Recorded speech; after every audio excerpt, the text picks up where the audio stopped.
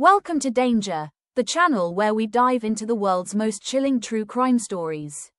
Please like, subscribe and hit the notification bell so you can get notified every time we post something. On today's case, we're looking at the Lindsay Clancy case, a heartbreaking and highly controversial case that shocked the United States and attracted attention around the world. But before we get into the details, I want to point out that this case is still on trial as of August 2026. The Lindsay Clancy case is still on trial in Massachusetts. There has been no final verdict. Lindsay Clancy has pleaded not guilty, and the central issue before the court is not simply whether she caused the deaths of her 3 children, but whether she was legally responsible for her actions because of her mental state at the time.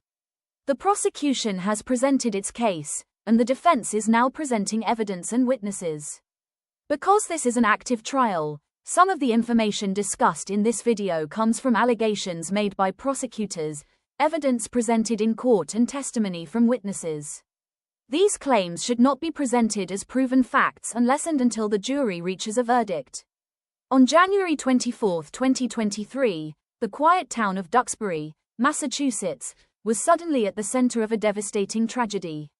A young mother, Lindsay Clancy, was found seriously injured outside her family home.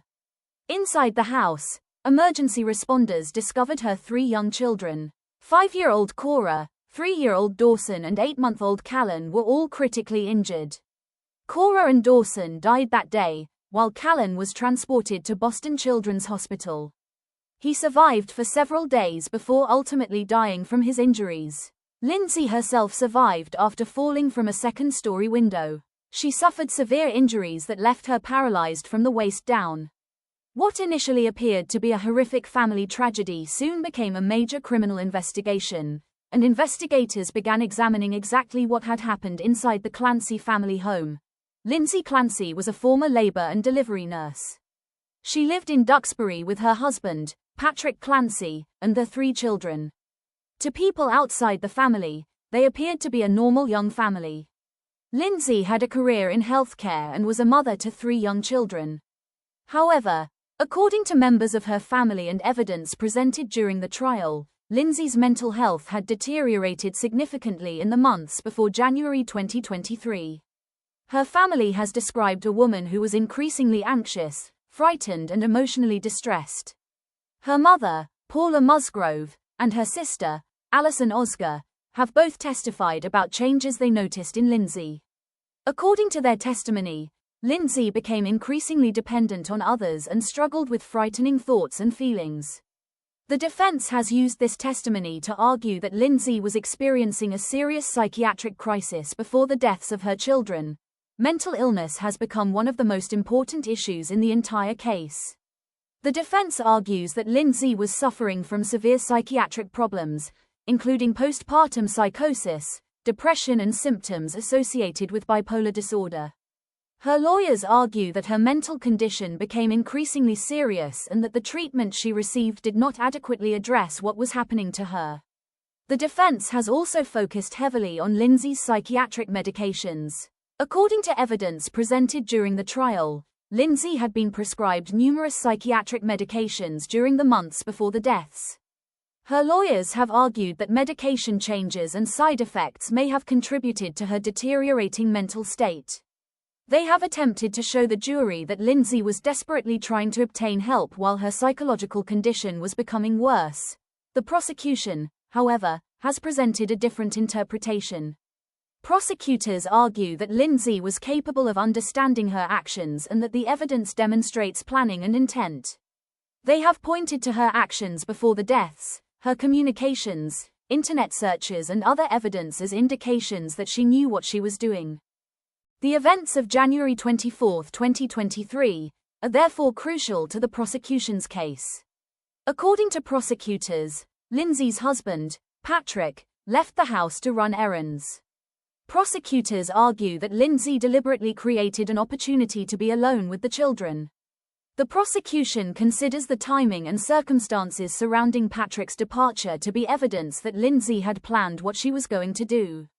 The defense disputes this interpretation and argues that the events need to be understood in the context of Lindsay's severe mental illness. When Patrick returned home, he discovered that something was terribly wrong. Emergency services were called, and police and paramedics rushed to the house. Lindsay was found outside after falling from a second-story window. Inside the home, emergency responders found the 3 children. Cora and Dawson were taken to hospital but could not be saved. Callan was transported by helicopter to Boston Children's Hospital, where doctors attempted to save his life. He died several days later. The investigation that followed examined virtually every aspect of Lindsay's life leading up to the tragedy. Police interviewed family members, friends and medical professionals. They examined physical evidence from the house as well as Lindsay's electronic devices and communications. Investigators were particularly interested in her phone activity because it provided information about what she had been searching for and communicating about in the days and weeks before the deaths. Some of Lindsay's internet searches became important evidence for the prosecution. Investigators found searches relating to depression, psychosis, postpartum psychosis, psychiatric medication and other mental health issues. Prosecutors have argued that some of these searches demonstrate that Lindsay was thinking about what she was doing and potentially planning the killings. The defense has a different interpretation. Her lawyers argue that the searches demonstrate a woman who was frightened by her own thoughts and desperately searching for answers about what was happening to her mind. This difference in interpretation is one of the most important themes of the trial. The prosecution and defense can look at the same piece of evidence and reach completely different conclusions about what it means.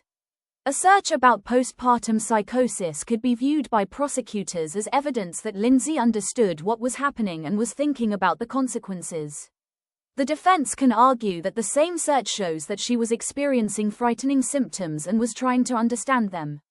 Digital evidence has also played a role in reconstructing the timeline. Investigators examined information from Lindsay's phone and Apple Watch. Such devices can provide information about activity, movement, heart rate, communications and the timing of events. Prosecutors have used this information to support their reconstruction of what happened. However, technology can establish certain physical events without necessarily proving what a person was thinking at a particular moment. That distinction is particularly important in this trial because Lindsay's mental state is at the center of the defense. Patrick Clancy has also been an important figure throughout the case. He was not simply the children's father, he was Lindsay's husband and the person who returned home and discovered the tragedy. His testimony has given the jury information about the family, Lindsay's behavior and the events surrounding January 24. His position has also attracted considerable public attention because he has spoken about forgiveness toward Lindsay. Patrick's situation is incredibly complicated. He lost all 3 of his children, while the person accused of causing the deaths was the woman with whom he had built his family. His experience has therefore become an important emotional part of the story, although the jury must ultimately base its decision on the evidence and the law rather than emotion. The prosecution's case is that Lindsay deliberately killed her 3 children and should be held criminally responsible. Prosecutors have pointed to what they say was planning before the deaths, the circumstances surrounding Patrick leaving the home, Lindsay's digital activity and her actions afterward. They argue that mental health difficulties do not automatically mean that someone cannot understand the nature and consequences of their actions. The defense argues something very different. They say Lindsay was experiencing a severe psychiatric crisis and that postpartum psychosis played a significant role in what happened. Their position is not that the deaths did not occur or that Lindsay did not cause them. Instead, the defense is asking the jury to consider whether Lindsay was legally responsible for her actions given her mental state at the time. This distinction is extremely important. The case is therefore not simply about whether Lindsay caused the deaths. The defense is essentially asking whether her mental illness prevented her from understanding what she was doing or from being legally responsible for those actions. During the current trial, Lindsay's mother Paula Musgrove has been an important witness for the defense. She described the changes she saw in her daughter before the tragedy. According to her testimony, Lindsay became increasingly distressed and experienced frightening thoughts. She also testified about Lindsay's struggles with medication and her attempts to obtain help. However, prosecutors challenged Musgrove's testimony during cross-examination. They questioned why Lindsay was not hospitalized or separated from the children if the family members believed her condition was so serious. This became an important point of disagreement because the prosecution argues that the family's actions, or lack of action, must also be considered when evaluating Lindsay's mental state and the circumstances surrounding the tragedy. Lindsay's sister, Alison Osger, has also testified about her sister's mental health struggles. Her testimony has supported the defense's argument that Lindsay's condition had changed significantly before January 24. The defense wants the jury to understand that the tragedy was preceded by months of psychological deterioration rather than being an event that appeared completely out of nowhere. Another part of the trial involves Lindsay's knowledge of other cases involving mothers and severe mental illness. One case that has been discussed is that of Andrea Yates, a Texas mother who killed her 5 children in 2001. Yates's case also involved questions surrounding severe mental illness and postpartum psychosis. Evidence about Lindsay's knowledge of the Yates case has been presented during the trial, although the prosecution and defense have different interpretations of what that information means. The issue of postpartum psychosis is particularly important because it can involve severe changes in a person's thinking, perception and behavior following childbirth.